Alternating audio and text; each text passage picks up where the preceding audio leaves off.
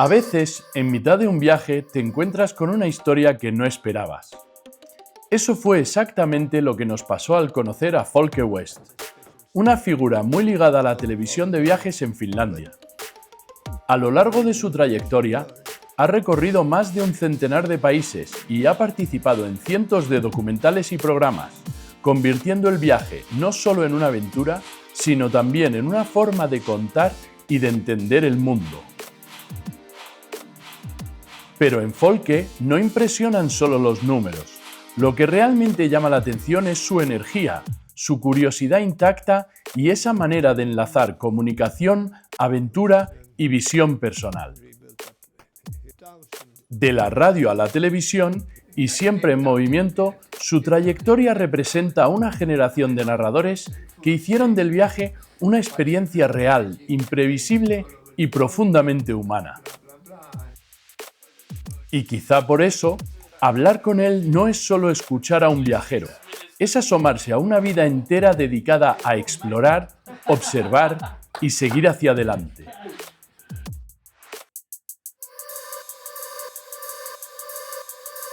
We could never imagine that we would meet somebody like you. It's such a providence that we are here recording about Levi and we come and we meet you, who for us is actually the most spectacular role model. You visited 108 countries, more than 300 episodes of different documentaries. Altogether, I made 628. What? Yeah. It's been a 25 years journey. Wow. Yes, so it took a lot of time. Yes, I imagine. So it better be good. But It's a lifetime, yeah. it's a lifetime, and it was a vision. I always wondered where I got the spirit to do it, and it must be from my grandfather. Okay. He was a pilot of the Russian Tsars. They always wanted to have my grandfather as the pilot because they trusted him. Wow. They insisted he should be on board. Okay. Because that was the so-called hard part of the trip to navigate if you didn't have an expert. When I was a young boy, I heard these stories and it affected me. The Westerholm family is from the archipelago. So in the archipelago you see boats coming and going. All the time. Yeah, all the time, and you start to dream about sailing around the world. Yeah. It's an inspiration. Yes, and well, that's one way to do it, and I have done it twice that way. My father again insisted you must learn languages. Okay, of course I went to private school, very good one. And then they sent me to England, which they shouldn't have done because it was the year the Beatles broke through. And I came home back with long hair. Oh! And that was a sensation. They thought, oh no, he's a hippie now. Yeah. And so they decided no more England, so they sent me to Germany the next summer holiday. And I arrived at the Baumschule, produce plants. Okay. Yeah. And I went down I said, what am I supposed to do here? The boss took me out and said, you see this field here? 5 kilometers? Yeah. Unkrauten. And to take away the wrong plants. Oh my God. Yeah. So that was a bit tough, but it didn't kill my spirit for learning languages. Well, basically, because I'm a Swedish Finn, I have Swedish and Finnish, and then English caught up, and even German. So then I thought I was well equipped, because French was a bit difficult, because it's total other style. Yeah. And maybe later. Having this language, and being 64, 65 abroad, when the pop revolution with the Beatles and the Rolling Stones went up to Heights. I earned some money in Germany, so I bought a tape recorder. And with that tape recorder, I started to tape music from England. And in school, I started to sell singles and LPs that I imported. And all this was connected with dreams, international dreams. Yeah. So I became a disc jockey. Oh, no. So it gave me new opportunities. And so I hit the radio, or I was invited actually to do something called Finn Pop, which was Mission Impossible, because I was supposed to introduce Finnish music to the world. Which was not very easy, right? No, but we got some listeners still, Finnish people living abroad. Talk about a challenge, huh? Yeah, that was a challenge. Yeah. So it was connection after connection after connection. And then the boss of the radio company got promoted it. He became the boss of the TV station, and he said, Folke. Yep, I need you. Come here.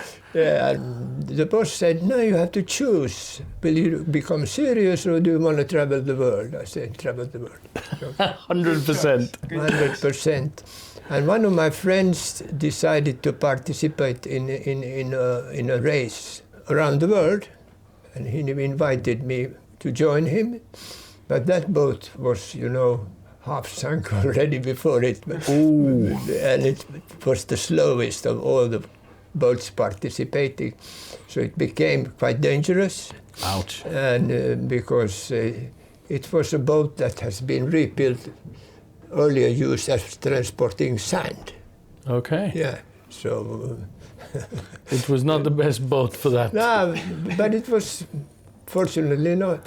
It took us around the world. It floated. Yeah. Yeah. But then I got this basic idea that in Finland they make these great yachts called Swan, mm-hmm. and which are of world class. And the Swan owner owned Fazer, which was a bakery and a factory that chocolate and caramellos and blah, blah, blah, blah, blah, blah. Also very, very famous. And I knew he was a sailing fantast. So I contacted Nautor, and Nautor made these super boats, 2-masted yachts. And I said, Peter, you have been sailing in the Olympics. Let's go sailing around the world. Sounds good. Which boat? Swan, of course. Oh, he was interested direct. And I said, let's make a TV series out of it. Wow. 24 parts. And it's still... Epic. Fazer Blue Magic was the name of the boat. Okay. Became the name of the ship. And Peter could not join us for the whole journey because he was the chairman of $1 million business, arranged by Lisbon, because they had the World Fair in 1998. The World Expo. Yeah, World Expo, yeah. And this took you around the whole world. So it started 1 year earlier, and we were supposed to arrive to the opening. Yeah, right on the opening. Yeah, right. That's a challenge. Yeah. Caribbean, Australia. So incredible. Malaysia and India and even Santa Helena on our way back, and then Brazil, and from there over the Atlantic. By boat. By boat. Yeah, and there were 55 boats from 13 different countries. But I was the man with the idea and who really created it, and I handled it. I was on board on 10 of the legs, couldn't be more because we had it going out on TV every week. Yeah. And somebody had to fly with the cassettes. Yeah, to bring the content. I was going to ask. Yeah, because they were this big. Yeah, I remember. Yeah, and we needed 20 cassettes from every leg. Wow. including the introduction of where we were going and coming there. And especially in Tonga happened something very special. In Tonga? In Tonga, the island of Tonga. Wow, the island of Tonga. I always wanted to go to Tonga. Yeah. But there was the oldest king in the whole world. He was already over 90, and he was thick as a king. And big. And so he invited all the participants to his palace for a reception. That was fantastic. I even met the crown prince. I had a very nice interview with him. The king himself didn't want to do interviews because of bad language. But he was a fantastic person, very impressive. And then we found out that he's going to church in the morning. I think that's a good idea. We haven't been into church this whole time. We can say a prayer for our success, hopefully. And also we got the permission. But then happened something very special because the sermon was long. And we were filming from the front. And the king sat there and fell asleep. And we didn't realize to cut off, but we moved to film the otherwise. And then comes the local FBI and say, the cassette, and we can sue you for offense. Yeah. Royal offense. Traitor to the crown. Traitor to the crown, because filming a sleeping monarch is not correct. No, not correct. We didn't actually sleep him. We were filming the sermon, but they took the tape. But then later... Censorship. Later, that was, Later we were contacted by the crown prince who said he's sorry about the incident. I hope they didn't treat you too rough. No, we were actually not arrested, but we were... They took our, he has a party tonight, you come there. Wow. And then I got this very good interview with him. And he was well educated. He had been to the top universities in Europe. Of course. Sponsored by them because he was supposed to Be take over. The king, And he's still there. Wow. He's now. His father died about the same time as Queen Elizabeth. Oh. Okay. And they were, the eldest rulers of the world. So that was amazing. But we sailed on, of course, and it was full of adventure. It was dangerous as well. 2 boats sank in storm, and also one guy got lost for fall overboard because it's a big adventure. Sounds like a very big... And we had to sail through the nights. In order to win. And there was this American boat. So we came to South Africa, and then we had to take the boat up and clean the bottom. Because shells, in Cape Town, And it was a bit difficult because the wharf had a lot of clients, 55 boats coming in. Let's do business. Okay, first of all, no receipts. Cash.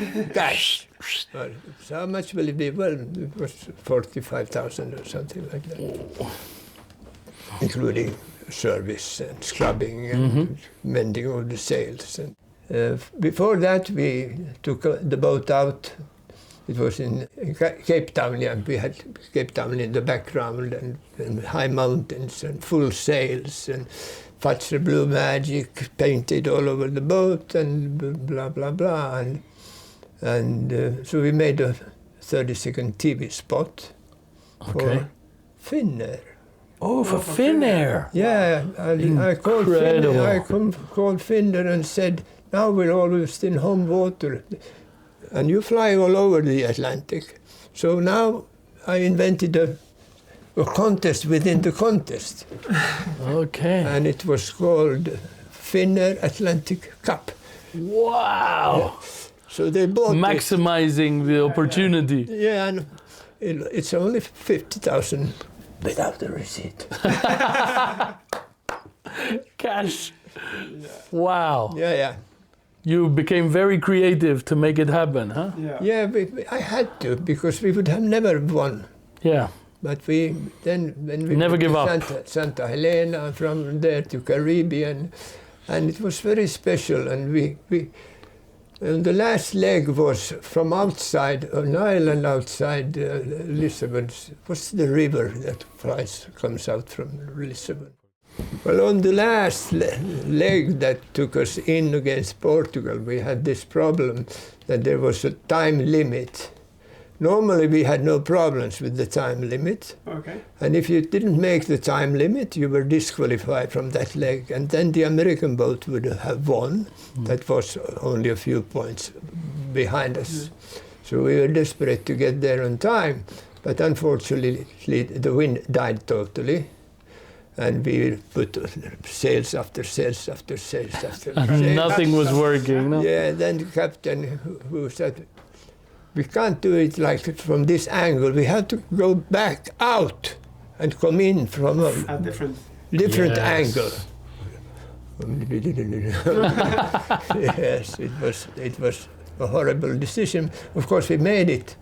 And then, we were looking at the watch. It was 24 hours that we should be across the line, and you don't see the line. Yeah, so you don't know if you crossed it or if you didn't cross it? Yeah, so we had to navigate very, very special, because you must go through the gates. Yeah. And then we were cutting down and cutting down and cutting down. We can see you reported it. You're almost straight, blah, blah, blah, blah, blah, blah, and tick, tick, tick, tick, tick, tick, down. And actually, 6 minutes before, we heard something on the radio that we really, really liked. That you were the champions? No, they said like this, blow magic, you have just crossed the line.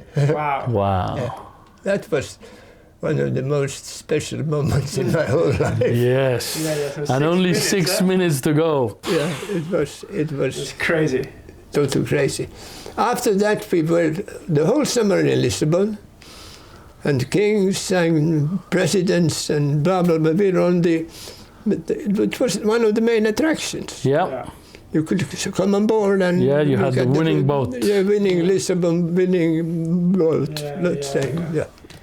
So that was really amazing, really amazing. Well, I could say we were a bit lucky, but of course, the thanks goes to Gordon, wherever you are, Gordon. He was a young, wild captain who. Captain's orders were captain's orders. Everybody else shut up. Sometimes. But you had luck, but you also had lots of hard work, lots of creativity, never give up. So that's what we always say. That is it. Yeah. Never give up. Never give up. To you. You have to look for it. Yeah. Well, I had some dark moments in my life, and that was when in 2014 I was had bad pains here, and I had been earlier in 3 different countries. They say I must have something wrong because I have an angina that won't give up. No, it wasn't angina, it was cancer. Oh. So I walked home from the hospital, and when I got the news, it was a bit difficult because actually they didn't want to do it. They didn't want to. They said, come back after 2 weeks, we'll make this test. And I said, I heard this song before. Now, I'm not leaving before you do the check with the same, what is it called again? When... Echography. Yeah. The echograph. Yeah, exactly. And up there as well. No? And then they did it. And then he screamed at the place, "You're going to the hospital tomorrow in the morning." They cured. So they cured it. Yeah, but then it was a private, smaller line, but it was good. So first of all, I want to thank you because this is an amazing story, and we are so incredibly grateful that you can share with us this emotional moment, learning about your incredible adventures. I know 100% it's going to inspire us more to be more adventurous and to do more adventure. And we hope that through what we put together, we can also inspire other people to follow this and make more entrepreneurs and more adventurers in the world, because I think the world needs this right now. Yeah, I believe it needs the energy at the moment. It needs definitely the energy, and the energy to do decent research. Yeah. That's very, very important. Not to take the easy way out. Yeah. To read and study enough before you go, and have the books with you when you're there, and don't forget them at home. And reflect how different all the people are in this crazy world now, even more. Yeah. How they are reacting to the big threat that we are closing up on now. I mean, the Second World War was terrible enough, and then we have the Baltic problems. No, not the Baltic, but the when Yugoslavia split into small countries, this horrible war where brothers were fighting and killing each other, and everybody thought that this was the last lesson. We'll never start war again, but now it is. We never know. Yeah, seems like the story always repeats. Yeah, definitely. So we need honest people who hasn't sold their soul in advance to some dictator or something like that. Yeah. And